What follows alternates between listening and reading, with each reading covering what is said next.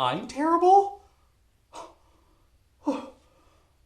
For the record, your friend Charlie has not been doing you any favors.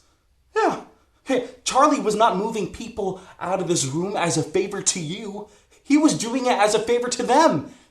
It's common knowledge. No one wants to live with you. Charlie got so sick of the room change assignments that he just stopped putting people in here.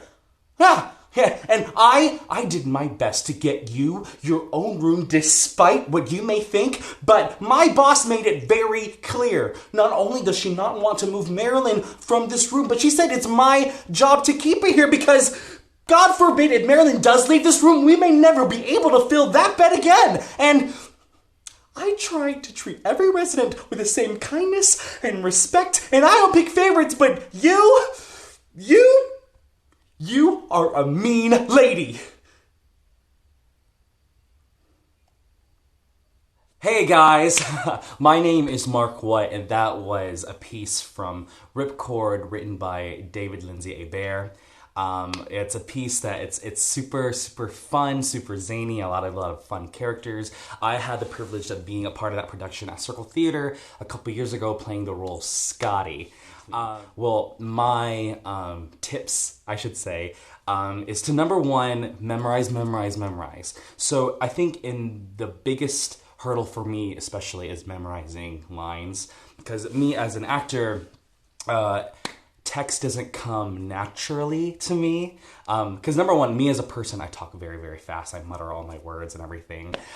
So I really have to make sure that I take the time to dissect the words and to bring it in and to know exactly what I'm saying, right? Even going back to this, I had a little bit of trouble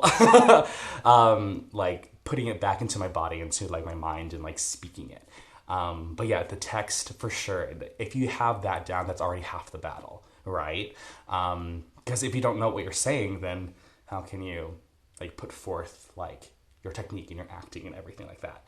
Two, I would say the second most important part of any monologue is to have a moment before. What causes your character to say this monologue? What event in the play that makes it so important for this character to say these words, right? So the moment before in this particular piece, Scotty, he is a caretaker for these two older ladies in a residence home.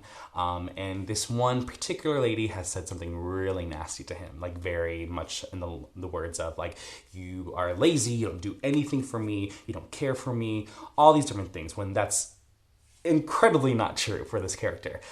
So because of that, I use that moment before to fuel what I'm saying in the piece. And with that, I take that action and I grow from it. And then from there, I take whatever the character is saying or feeling and then try to motivate that into another action or another discovery or another, choice, right? And then number four, make a discovery.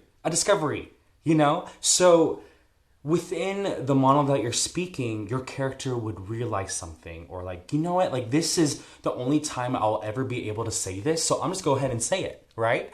In my monologue, because that character, my moment before was that lady being really mean to me, then I started defending myself and telling her how it is, and then I used the discovery, maybe this is the only time I'm able to say exactly what I think about her to her face, so he does it. So whenever you are practicing your monologue or finding a piece, if you can have those points, a choice, pick your moment before, your rising action, and then make a discovery to send it all the way home, I think you're golden.